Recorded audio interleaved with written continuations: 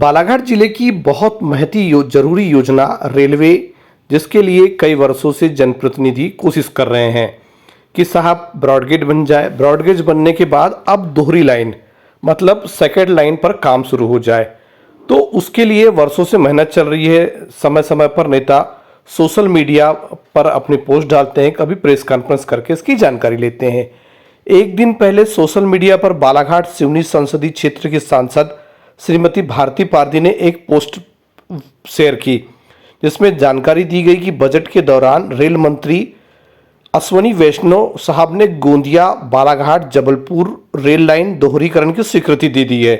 बाकायदा उनके द्वारा रेल मंत्री और देश के प्रधानमंत्री को आभार व्यक्त किया गया। यह खबर सोशल मीडिया पर बहुत तेजी से वायरल हुई। कुछ समय बाद बालाघाट जिले और सिवनी जिले के पूर्व सांसद डॉक्टर ढाल सिंह बिसेन साहब ने अपना सोशल मीडिया अकाउंट पर एक पोस्ट डाली, जिस पर उन्होंने पूर्व और वर्तमान के रेल मंत्री अश्वनी वैष्णव साहब के साथ फोटो साझा की, एक लेटर साझा किया, जिसमें उन्होंने बताया कि 16 दिसंबर 2022 को इस काम के लिए मंजूरी मिल चुकी है और ये उनकी उपलब्धि है। शेयर करने का मतलब वही था। तो फिर क्या था, बड़ा ही पेचीदा मामला हो गया। सोशल मीडिया पर दोनों के पोस्ट लोगों के लिए चर्चा का विषय बन गए कि साहब आखिरकार ये उपलब्धि किसकी है, वर्तमान सांसद की या पूर्व सांसद की, जबकि दोनों ही सांसद एक ही पार्टी के हैं। चलिए, कुछ देर बाद ब्रॉडगेज संघर्ष समिति, ब्रॉडगेज में अपनी अच्छी खासी पकड़ रखने वाले अनूप सिंह बैस साहब, ब्रॉडगेज संघर्ष समिति के अध्यक्ष, उन्होंने एक पोस्ट शेयर की और कह दिया कि साहब अभी केवल डीपीआर पर परमिशन मिली है, आगे की परमिशन अभी स्वीकृति नहीं मिली है।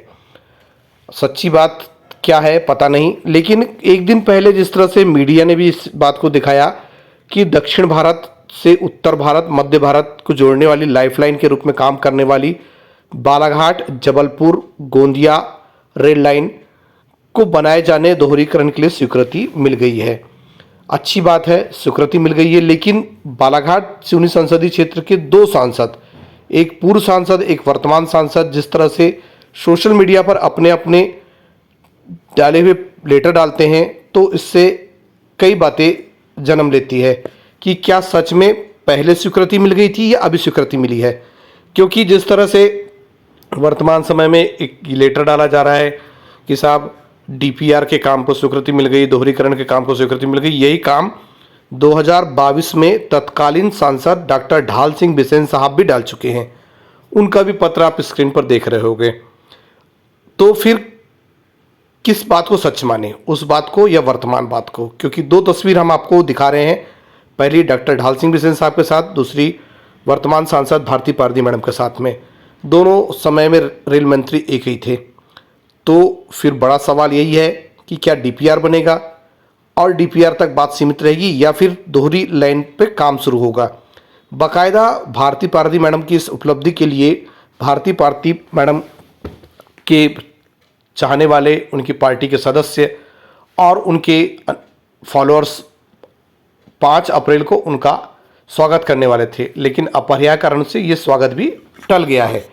चलिए देखते हैं अब ये है कि मामला चाहे जो भी हो, लेकिन बालाघाट जिले की जनता ये चाहती है कि साहब जल्द से जल्द दोहरी लाइन चले, क्योंकि वर्तमान समय में जिस तरह से एक लाइन चल रही है और ट्रेन प्रॉपर तरीके से चल नहीं पा रही है, केवल मालगाड़ी इस रूट पर दौड़ रही है।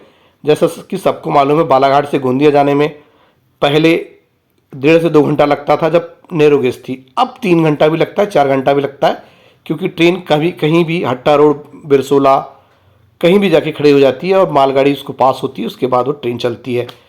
इसी तरह से बालाघाट जिले की हर अपडेट खबर अपने मोबाइल पर देखने के लिए न्यूज़ को करें लाइक, शेयर, कमेंट्स और चैनल को सब्सक्राइब करना ना भूलें और बने रहे हमारे साथ पूरी तरह से अपडेट।